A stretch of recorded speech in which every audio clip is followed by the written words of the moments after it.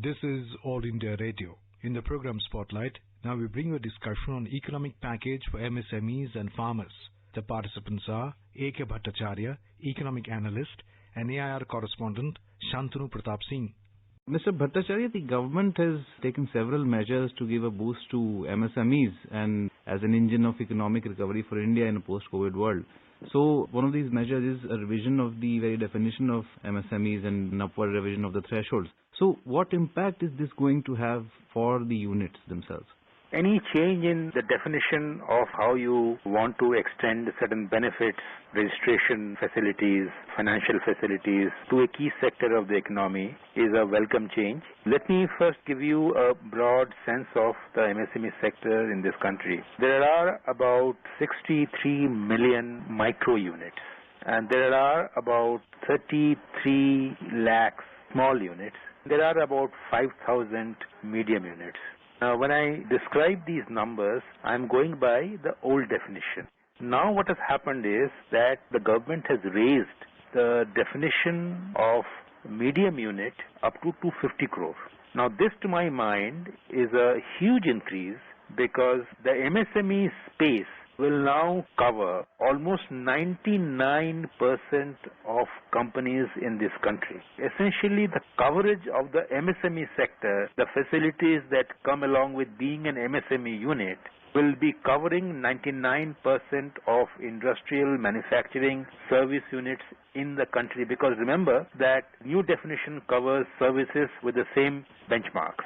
So that, to my mind, is a big change, because you will be seeing a large number of companies which were not part of the earlier MSME space, which they will come in and they will compete and then they will try to take full advantage of the facilities that are available for the MSME units in a post-COVID world. The coverage of these MSME sector therefore will go up. Right now it is considered to be counting for about 49% of total exports from India. My hunch is that it will go up from 49% to at least 55 to 60%.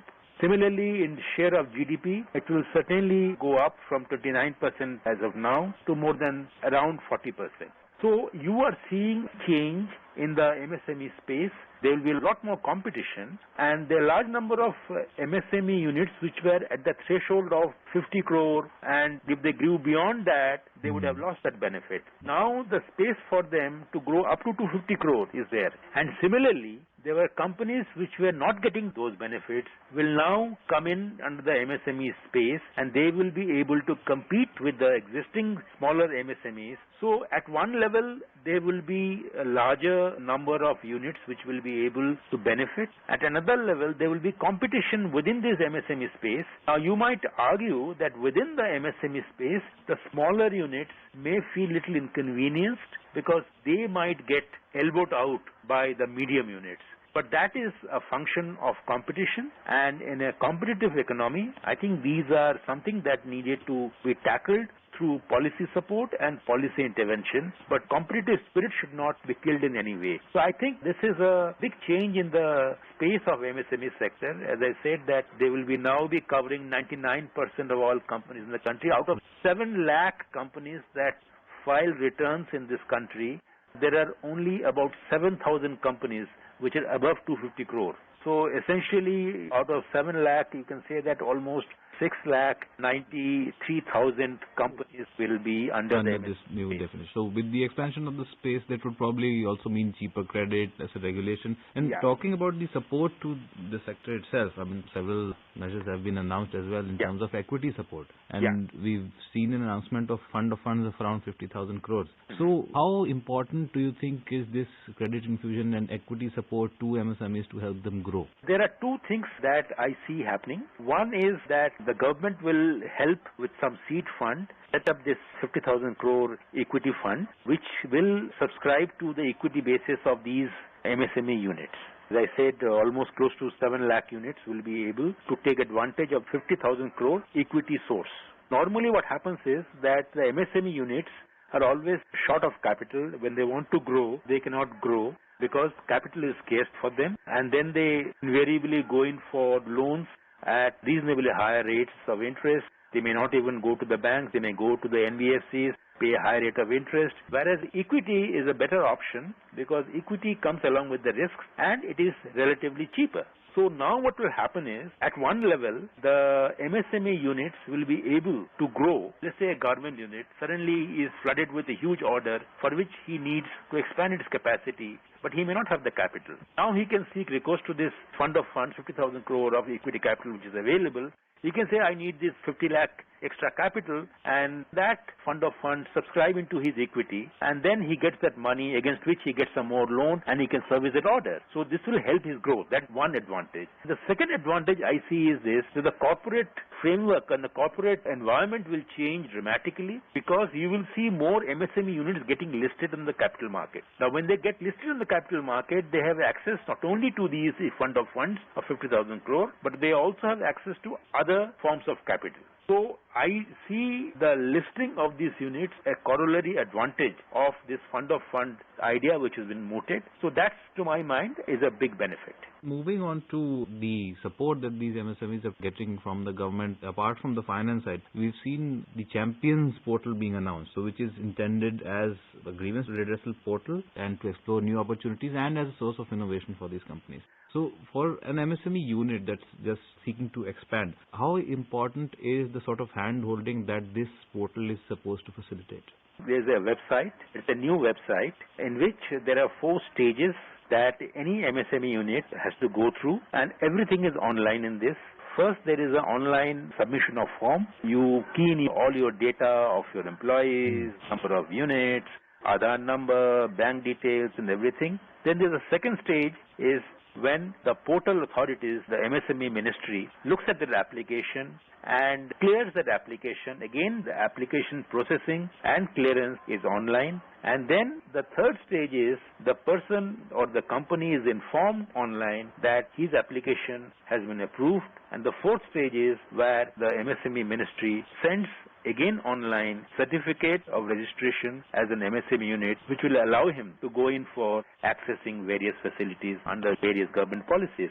And if you go to the website, you will see that how at every point in time different companies are applying, and so it is a transparent mechanism which you can get to know that how many people are coming in, going and getting the certification. And if you have any grievance, there is a grievance redressal forum there, so you can file your complaint. So in my view, there is a complete elimination of the so-called Inspector Raj as far as an MSME unit needs to register itself. And it happens entirely online, so that to my mind is a big advantage. And additionally, I must also say there is a new distress fund which has been created for MSME units which are in distress. Now, they can seek recourse to this fund. The UK Sinha committee had gone into this issue and had announced this distress fund. The government has accepted the recommendation. So this will be used through subordinated debts of the MSME units. And that also, to my mind, will help ameliorate the financial adversities that the MSME units have been going through in the current situation. And then looking at the demand side, Mr. Bhattacharya, so we've also seen the government come up with this idea of domestic procurement being done for several government orders. I mean, in some areas, procurement from companies abroad has been banned by the government. So will this demand generation be important for companies, especially MSME units, considering the demand side shocks that COVID-19 has given to the economy?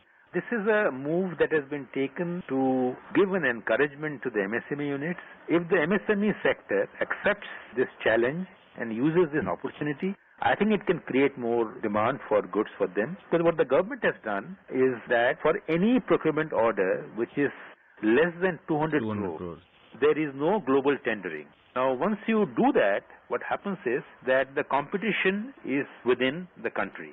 Now, you take this restriction of competition with the foreign companies along with the increased competition within the country by enlarging the definition of the MSME, you will see that within the larger segment of the MSME sector, there will be a lot of competition, and for those tenders which are less than 200 crore, of course tenders above 200 crore will go in for public global tendering where the foreign companies can take part. But I do see this policy being used in different ways.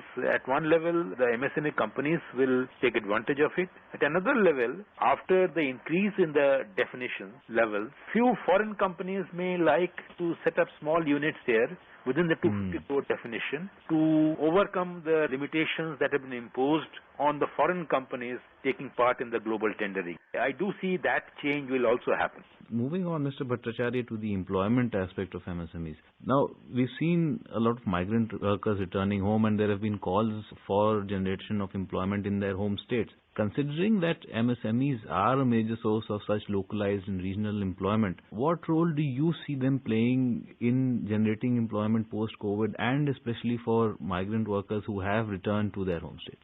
MSME sector employs almost around 110 million people. Now, many of them are migrant workers, but right now the state of the MSME sector is devastated by first the COVID-19 and then the lockdown and now the uncertainty that comes along with it.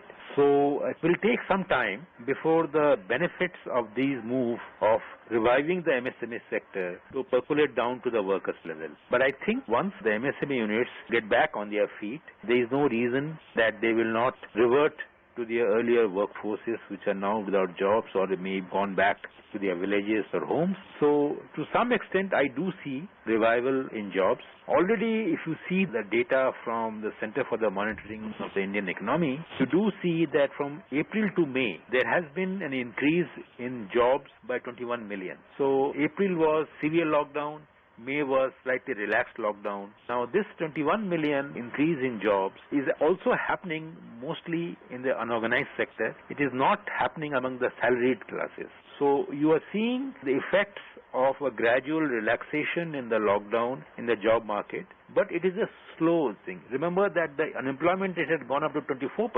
So now the unemployment rate has come down to 23% or 22.5% or something like that, and 21 million more people have been employed in the last 1 month, but we are nowhere near the earlier levels. The pre-COVID levels. At least now more people are coming in back to the job market, which is reflected in the workers' participation rate, which has gone up to 38%. It is still very, very low, but it has gone up. So on the whole, measures like this will inspire confidence in the working classes to see that activities probably are going to resume and job demand will also should see some uptake.